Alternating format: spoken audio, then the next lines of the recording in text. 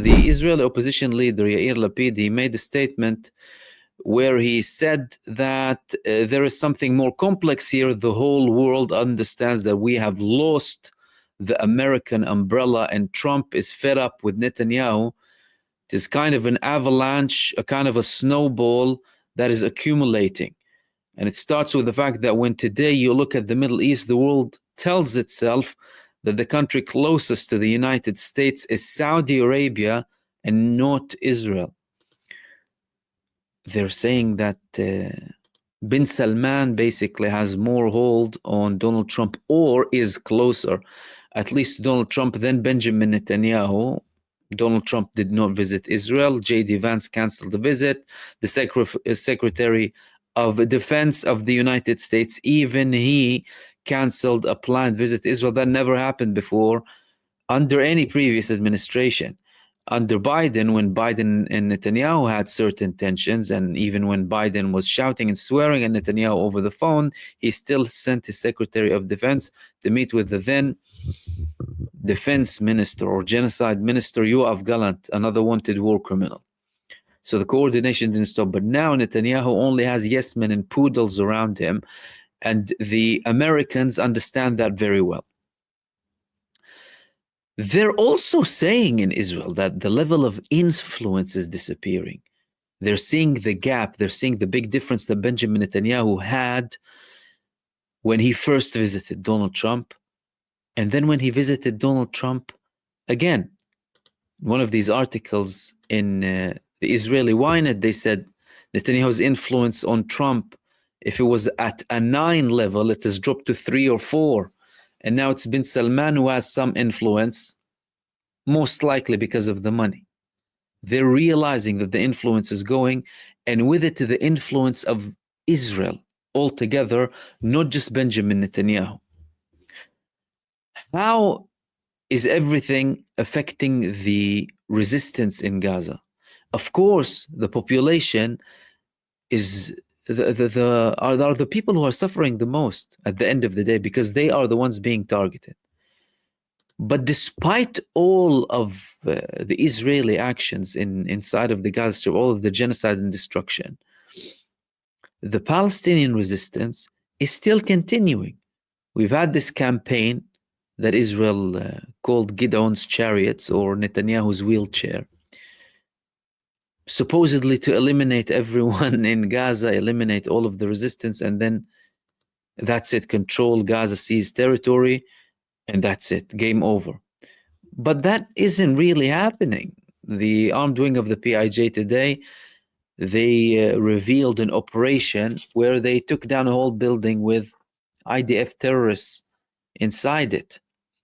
A continuation of the attacks from the previous weeks, the ambushes of Al-Qassam brigades, who had very large ambushes in the south and central parts of the Gaza Strip, apart from the initial ones in North Gaza, just after Israel broke the ceasefire and continued the genocide again, with dozens of Israeli casualties. And Israel is confirming that it's losing some of its IDF forces inside of the Gaza Strip.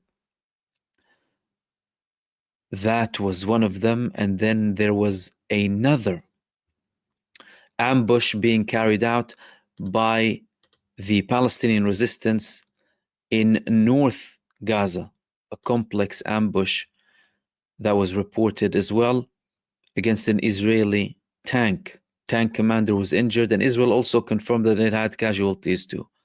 So they're not stopping them, despite all of the reports that are coming from Israel, and despite Benjamin Netanyahu selling this as if it's, the campaign that will end everything. All a lie, all a show, only for him to continue in his position. As a matter of fact, Israel is suffering heavily in Gaza now, and Benjamin Netanyahu isn't able to bring enough soldiers to carry out all of these objectives that he's been telling us that he wants to achieve ever since the beginning of the genocide. And he's constantly facing an escalation coming from Ansarullah in Yemen, who now targeted the Israeli Ben Gurion airport and vital targets in occupied Jaffa and Haifa with ballistic missiles and 2 drones. they are escalating. 37 ballistic missiles landed in the heart of the genocide state since March. 37 ballistic missiles, many of them are hypersonic missiles from Ansarullah. Israel says that it intercepted this missile that Ansarullah landed, but they are launching missiles at around dawn time, and they're causing all of this stress inside of Israel, putting millions in bunkers, putting so much strain on the Israeli economy, forcing airplanes to go back and not land, forcing Ben Gurion Airport to shut down at least for an hour or two in many cases. When the missile landed several days back, they had to conduct repairs over there. All of that is serious. And one thing that is very important is the fact that Israel is alone against Yemen now. The United States is out of the picture. There is no pressure on Ansarullah, and Israel constantly conducts the same attacks in Yemen. They'll attack the Hodeidah port, and then they will attack the airport, and then... Whereas Ansarullah have such a large, diversified attack against Israel, so many targets, whether it's through the Red Sea, the south is completely shut, multiple airports, bases, the Ben Gurion Airport, and other locations too. Now, how's everything going with Iran? We've had all of these talks between the United States and Iran, and after multiple delays, there was a confirmation that talks are going to begin again on Friday. Some reports saying that, but Iran is feeling that Israel might take some action against it. And there were two interesting statements from senior figures of the IRGC in Iran. One of them was actually in the Iranian army, the Iranian armed forces, the chief of staff, and the other one was a senior figure from the IRGC. The first one was the chief of staff of the Iranian armed forces, Major General Muhammad Hussein Baqiri. He spoke about the preparation coming from Iran, that Iran is preparing for any act of idiocy, potentially from Israel against Iran. And he also said that Iran is now developing a broad range of micro-aerial vehicles. Iran's first attack on Israel since the genocide in Gaza began, True Promise 1, included many drones and UAVs. And there are reports that Iran has millions of them. They will supply countries with them. Micro aerial vehicles. And he's saying that this is a direct warning to the enemies that any act of aggression will be responded at the proportionate level. They're constantly progressing and they are constantly preparing. Now, another statement came, and this time from the IRGC, the spokesperson for the Islamic Revolution Guard School, cautioned the Zionist regime that any act of aggression will draw Iran's devastating response. He said that Israel will receive a decisive and devastating response in the small and vulnerable geographical area it has occupied. Highlighting Iran's growing strength and impressive military advances, the spokesperson said that the Zionist regime in its entirety is within sight and being monitored by the Islamic Republic's combatants.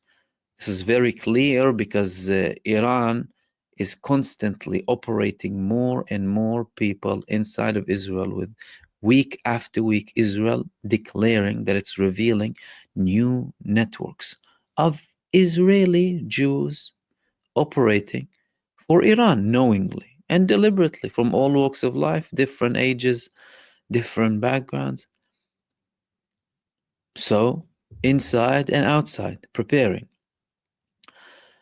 And the most interesting statement was the final statement. You may note that the Israeli regime has relied upon the US and the weakening Western governments, adding that stability won't be restored in the region and the world as long as Israel is not eliminated. So we're talking about culture and a belief here in Iran and in the IRGC aiming to eliminate them at one point. So, I mean, talks, no talks, preparation, no preparation, war, not interested in war. Iran is constantly repeating that and that they're looking to eliminate them. When, how are they going to do something if Israel doesn't attack? That's a separate story. But what's for sure is that they're preparing. Now, the reason that Iran is making these statements, by the way, is the fact that Israel has escalated the tone against Iran, and there were more leaks that Israel was about to attack Iran as a measure coming from Benjamin Netanyahu, could be one of his desperate measures to deviate the attention. He's under too much pressure now. People globally, millions, are calling for military action to be taken against Israel in Western nations, millions of people, social media campaigns. Internally, he's facing a lot of problems and he is making Israel more and more secluded. And he's doing all of that for his own sake. And he would, if he wants to, go and attack Iran to protect himself.